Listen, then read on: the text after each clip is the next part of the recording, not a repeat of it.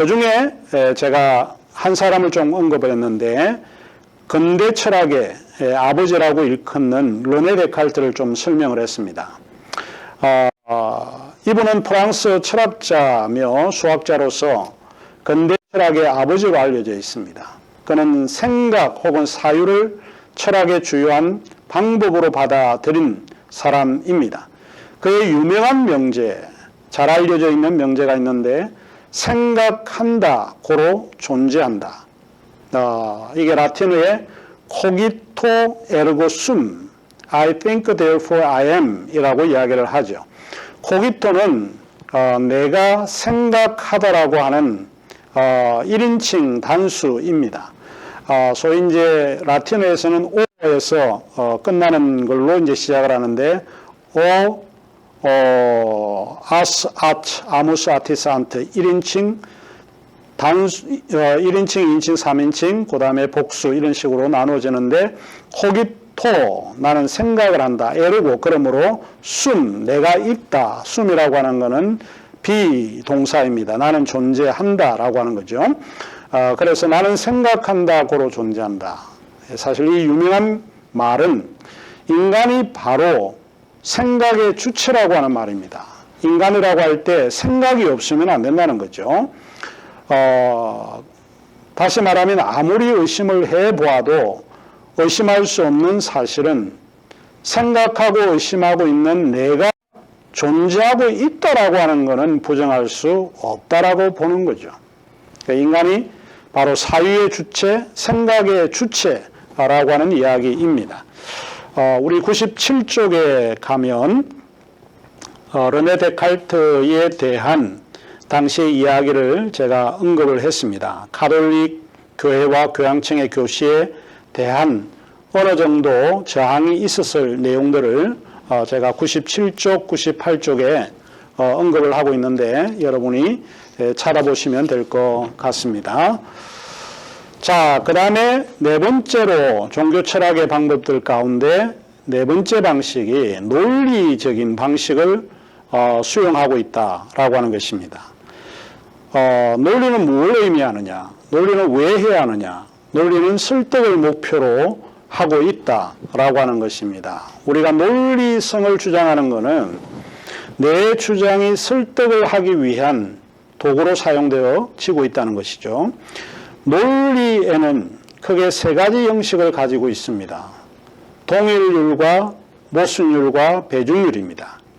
이거는 조금 전문적인 거라 길게 이야기는 제가 하지는 않겠지만 이 세 가지가 논리의 형식을 좀 가지고 있습니다. 그래서 논리학, 라직이라고 할 때 형식 논리라고 하는 게 있습니다. formal logic,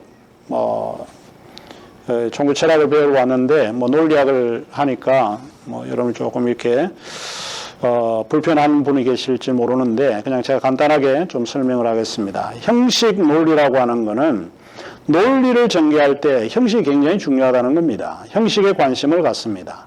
제가 이제 세 가지를 예를 들었는데 그 중에 하나가 A는 A이다. 동일률이라고 하기도 하고 항진명제다 이렇게 이야기를 합니다. 그래서 동일률이라고 하는 것은 주어와 수를 우리가 구분을 한다라고 할 때 이렇게 이제 설명을 해볼 수 있습니다. 제가 하나 좀 설명을 하면 만일 우리가 무엇이면 이렇게 되는 거죠. 이면 이 표현에 되는 문장 이런 것이 A입니다. 그런데 우리는 반드시 뭐뭐이다 이렇게 되는 거죠. 이게 또 A입니다. 이 두 개의 주장 가운데 이 주장이 똑같아야 된다라고 하는 거예요. 항진명제라고 이야기를 할 수 있습니다. 예를 든다면 만일 그가 하나님이라면 있죠. 하나님이라고 하는 하나님의 주장이 등장을 하게 될 때 그는 악할 것이다 그러잖아요. 그러면은 이거는 동일률에서 맞지는 않습니다. 하나님은 실제로 그가 악한지 선한지를 몰라도 논리적으로는 하나님이 되려고 하면 그 조건이 선하다라고 볼 수 있는 거죠. 혹은 선하다, 전능하다, 능력이 있다. 그게 이제 동일률에 맞게 된다는 것이죠. 사실 무신론자들이 주장하는 내용들 가운데는 이 동일률에 맞지 않는 내용들이 굉장히 많습니다. 많은 무신론자들이 하나님은 전능하지도 않고 선하지도 않다는 거예요. 그거는 동일률 혹은 항진 명제에 맞지 않은 주장을 하고 있습니다. 하나님이 실제로 존재하냐 이거는 차치하더라도 실제 하나님은 논리적으로 선하고 전능하고 자비로운 분이어야 한다는 거예요. 그래야만 동일률의 의미가 맞다라고 보는 거죠. 그 다음에 두 번째로 모순율인데, 모순율은 소위 이제 창과 방패의 논쟁에서 유래를 했습니다. 창은 말하기를 어느 방패에 다 뚫을 수 있다고 주장을 합니다. 반면에 방패는 말하기를 어느 창이든 다 막을 수 있다 이렇게 주장을 하는 거죠. 두 절대가 마주쳤습니다. 창과 방패는 서로 하나의 모순으로 두 절대의 만남이라고 볼 수 있는데 그러면 서로의 주장을 결코 굽히지 않습니다. 우리가 읽는 책이나 논문에서 흔히 이런 사실을 발견하게 되는데 그들의 주장은 다른 주장과 상치되는 경우가 흔히 있습니다. 그 사람의 말을 들으면 그런 것 같고 다른 사람의 말을 들으면 그런 것 같죠. 왜 그런가? 이것은 확실히 그들의 주장이 절대적인 관점에서 출발하고 있기 때문에 그렇습니다. 이제 이런 관계에서 창과 방패의 관계를 이제 우리가 보통 이야기할 때 모순이라고 볼 수 있는 거죠. 그래서 논리학에서는 이 모순율입니다. 그 사람의 말이 맞는가, 내가 맞는 말이 맞는가, 두 모순을 어떻게 해결할 건가. 이것에 대해서 학문이 나온지도 모르지만 이 모순율은 서로 컨트라딕토리하는 그런 관계라고 볼 수 있습니다. 다시 말하면 참이기도 하고 거짓이기도 한 문장은 혹은 주장은 있을 수 없다라고 보는 거죠. 어느 진술이든 그 진술은 참이든지 아니면 거짓이어야 한다는 겁니다. 두 주장을 동시에 인정하는 문장이나 진술은 존재하지 않는다라고 보는 것이 모순율입니다. 그 다음에 형식 논리에서 배중률이라고 하는 게 있습니다. 모순율 외에도 요즘에는 배중률과 모순율을 따로 구분 안 하는 경향이 굉장히 많은데 이 배중률이라고 하는 것은 원래 영어에 law of excluded middle이라고 하는 말로 사용을 했는데 배중률은 흔히 제3의 배척 원리로 이해됩니다. 중간적 대안이 없다라고 하는 형식 논리학을 이야기를 합니다. 사고의 올바른 방식이나 법칙을 밝히는 배중률은 한 명제 또는 그 진술과 그것의 부정은 둘 다 거짓일 수 없다는 의미로 정의를 합니다. 그러니까 상호 모순되는 두 가지 명제나 진술을 판단하는 데 있어서 이것도 아니고 저것도 아닌 중간적인 제3의 판단은 excluded, 그러니까 그 판단은 있을 수 없다라고 하는 원리죠. A는 B이든지 아니면 A는 B가 아니든지 하는 이런 문장으로 설명되는 것을 배중률이라고 주장을 합니다. 자, 그 다음에 형식의 논리가 있으면 비형식적 논리도 존재를 하죠. 비논리적인 형식은, 비형식적 논리는 형식과 내용에 관심을 갖습니다. 상당히 비판적인 사고인데 두 가지를 조건으로 내세우는데 하나는 타당성입니다. 그러니까 이 비형식은 앞에 나와 있던 세 가지 형식과는 다른 비판적 사고를 이야기할 때 비형식이라고 보는 거죠. 타당성, 소위 validity라고 할 때 전제와 결론의 관계를 따져보는 게 논리예요. 근데 이걸 앞에 세 가지 논리 형식이 속하지 않기 때문에 비형식의 논리라고 보는 겁니다. 전제 A는 B이다. 전제 B는 C이다. 결론은 A는 C이다. 이렇게 이제 전제와 결론을 따져보는 건데, 요거를 구체적으로 말을 만들어서 설명을 하면, B가 오면 이걸 A라고 하고, 땅이 젖는다라고 하는 것을 B라고 합시다. 그러면 B가 오면 땅이 젖는다. A는 B이다. 그 다음에 땅이 젖으면 옷이 젖는다. B는 C가 되는 거죠. 결론은 B가 오면 A는 옷이 젖는다. C가 된다라고 하는 것이죠. 옷이 젖는다. 이게 이제 타당하다는 거죠. 단순하게 뭐 예를 든 거지만 전제와 결론의 관계를 따져 볼 때 이렇게 되는구나.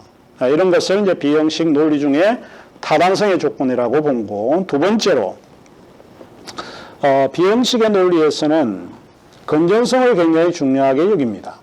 타당성과 사실, 전제를 동시에 따져보는 건데 A는 B다, B는 C다, A는 C다 라고 할 때 전제가 정교수는 사람이다. A는 B이다. 그죠? 사람은 B는 애꾸다. 이제 C를 넣습니다. 그래서 정교수는 애꾸다. 그럼 이거는 이제 건전성이 안 맞는 거죠. 이와 같은 이제 뭐 어쨌든 형식의 논리가 있고 비형식의 논리가 있습니다. 그래서 종교 철학은 상당히 논리적이어야 합니다. 논리적이지 않은 것은 우리가 받아들이지 않을 수 있다라고 보는 것이고, 조금 전에 이제 간단하게 설명했던 내용들입니다. 세 가지 형식이 있다라고 이제 보는 것이죠. 소위 이제 동일률, 그 다음에 모순율, 그 다음에 배중률. 여러분이 논리의 형식 논리를 가질 때에 요 세 가지를 좀 기억을 하시면 될 것 같습니다. 교재에 제가 상세하게 설명을 해 두었는데 여러분이 보시면 될 것 같습니다. 아마 100페이지에서부터 시작을 해서 105페이지까지 제가 언급을 하고 있는데 좀 보시면 될 것 같습니다. 자, 그러면 이제 종교 철학의 이제 방법에서 옳지 않은 논리 형식이 있습니다. 그걸 한번 살펴보면 이렇습니다. 정교수가 이렇게 이야기를 합니다. 돈은 말로 표현할 수 없는 것이요. 이렇게 이제 제가 이야기를 했습니다. 그러니까 학생들이 이렇게 이야기를 하죠. 왜 그렇게 생각하시죠? 이럴 때 제가 답을 이렇게 이야기를 했습니다. 말로 표현 못한다니까? 하죠. 자, 그러면 이게 논리 형식에서는 맞지 않습니다. 근데 조금 더 쉽게 이야기를 하자면 정교수가 돈은 말로 표현할 수 없는 것이요. 학생들은 왜 그렇게 생각하시죠? 이야기를 할 때 제가 왜냐하면 돈은 말로 표현 못한다니까 이렇게 이야기를 합니다. 결국은 똑같은 이야기라도 이유와 근거를 대나 되지 않는가에 따라서 형식이 맞느냐 틀리느냐라고 하는 것을 알 수 있죠. 왜 논리가 그러면 중요하냐는 겁니다. 논리성을 언급하는 이유는 억지와 독단을 배격하기 위해서 그렇습니다.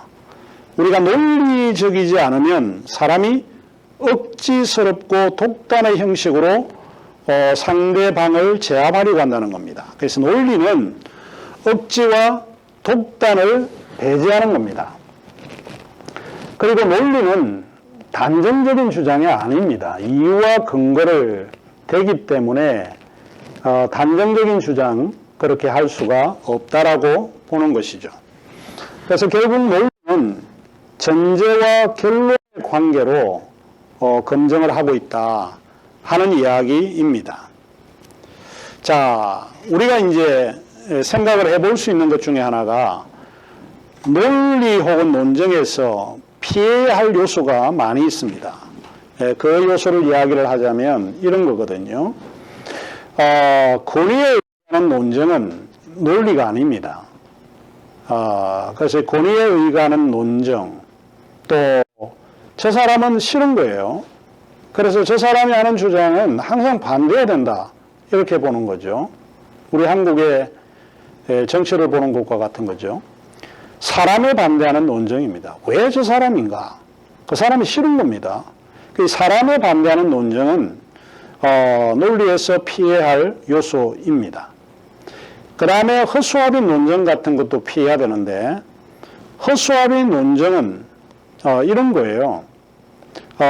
소위 이제 허수아비는 사람이 아닌 사람과 같은 거를 만들어서 사람인 것처럼 소위 농사를 망치는 새들 쫓아내기 위해서 사용하는 논쟁입니다. 실제 그 공동체에 없는 논쟁입니다. 그러니까 예를 들면 한 교회 안에 문제가 생겼습니다. 근데 그 교회 안의 문제는 그 공동체가 가장 잘합니다. 그런데 그 공동체와 먼 사람들이 팥 나와라 콩 나와라 이렇게 이야기를 한다는 거예요. 그런 거는 사실은 맞지 않다는 거죠. 허수아비 논쟁이 우리 사회에는 굉장히 많습니다. 남의 집에 간섭하는 이런 거는 대부분 허수아비 논쟁이에요. 또 자동차 사고가 났을 때 이 사고가 누구의 잘못이라고 판단을 할 때에 전문가가 아닌 비전문가가 결정을 할 때는 그게 허수아비 논쟁입니다. 반드시 실제로 그곳의 전문가, 그 공동체에 속해 있는가, 이거를 판단할 수 있는 사람인가 라고 하는 거를 검증을 해야 되는 겁니다. 그러지 않은 거는 대부분 스트로맨 팔러시라고 이야기를 합니다. 허수아비 논쟁입니다. 또 예를 든다라고 하면 이제 이런 거죠.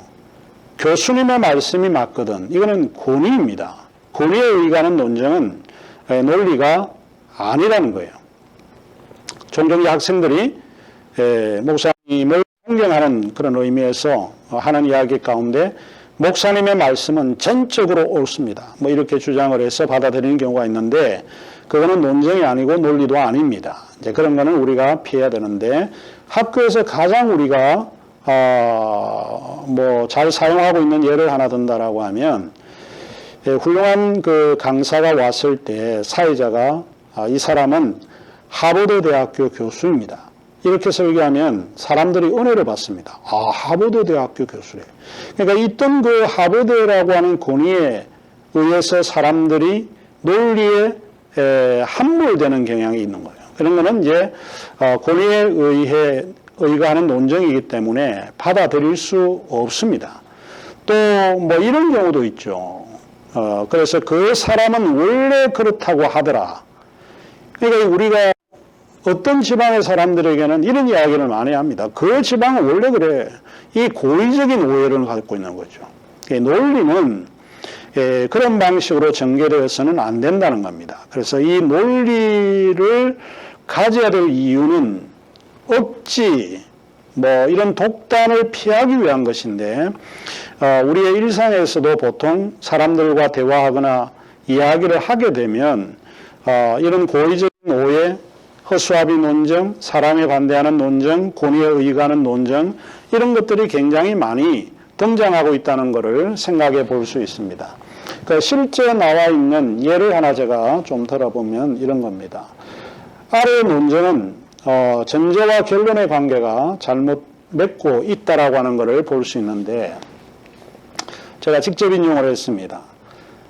나치스는 상대성 이론을 비난했는데 그 이유는 상대성 이론의 창시자인 알버트 아인슈타인이 유태인이었기 때문이다. 그러니까 이거는 뭐와 같습니까? 사람에 대한 논쟁이죠. 사람이 싫기 때문에 그 주장은 틀리다라고 이야기를 하는 것입니다. 자, 지금 현재 지금 감옥에 지금 계시는 우리 이명박 대통령은 당시에 모든 목사님들이 상당히 존경을 했죠. 이거는 설교했던 내용을 제가 직접 인용을 한 건데 이명박 대통령은 대한민국의 대통령 가운데 유일하게 성공한 대통령이다. 왜냐하면 그는 기독교의 장로이기 때문입니다. 이거는 이제 오류죠. 그래서 이 전제와 결론의 관계가 옳지 않게 잘못 맺고 있다라고 하는 것을 좀 우리가 알 수 있습니다. 그래서 이 논쟁에서도 전제와 결론의 관계가 민족 적 배경이나 종교적 배경에서 논쟁하기 때문에 타당한 논쟁이라고 볼 수 없다. 이렇게 보는 거죠. 논리가 굉장히 중요하다라고 하는 그런 이야기입니다. 논리는 필요하지만 참은 아니다. 이런 거입니다. 제가 이제 하나 예를 들면 이제 많이 알려져 있는 예화 가운데 하나인데 논리학을 가르친 선생님과 그로부터 배운 학생 간의 문제가 법정으로 번졌습니다. 그 이야기는 이렇습니다. 한 제자가 논리학을 좀 배우고 싶어서 선생님에게 논리학을 배우고 난 후에 수강료를 지불하겠다 이렇게 말을 했습니다. 선생님은 힘들고 어려운 학생이니까 그렇게 하라고 말을 했죠. 그래서 그에게 논리학을 가르쳐 주었습니다. 그런데 제자는 논리학을 다 배우고 난 후에 수강료를 낼 수 없다고 맞섰습니다. 이 수강료 문제로 인해서 법정으로 논쟁 시비가 불거졌는데 제자는 선생님에게 수강료를 지불할 수 없다고 버텼고 선생님은 제자에게 수강료를 지불해야 된다고 맞섰습니다. 이 법정에서 누가 이길까요? 이유는 뭔가? 그래서 이것은 굉장히 논리를 필요로 하는 것입니다. 그러나 이 논리는 필요하지만 참은 아니다라고 보는 거죠. 이유가 이런 이야기입니다. 만일 제자가 이긴다라고 할 때는 법정에서 제자에게 손을 들어줬다라고 하면 그 손을 들어준 것 때문에 이긴 거고 만일 졌다라고 하면 사실 논리학을 잘못 배웠다는 거죠.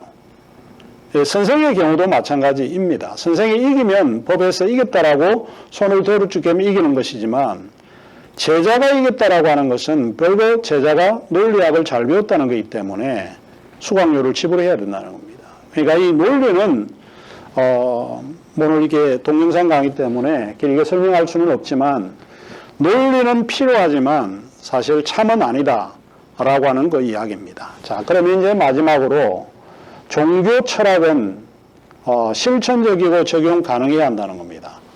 그러니까 순수 사변적으로 그치서는 안 되고 종교 철학은 실천적이고 그게 적용 가능해야 한다라고 보는 거죠. 아무리 훌륭한 사변적 논의나 논쟁이라고 해도 그것을 실천의 의미를 갖는다라고 보는 거죠. 참된 진리는 금증으로 끝나는 것이 아니고 그것을 알고 실천을 목표로 삼아야 한다라고 보는 거죠. 아리스토텔레스가 이제 이런 거를 철학의 방식 가운데 이거를 프로네시스라고 불렀습니다. 여러분 이제 발음을 잘못 하셔야 되는데 요즘 코로나 바이러스로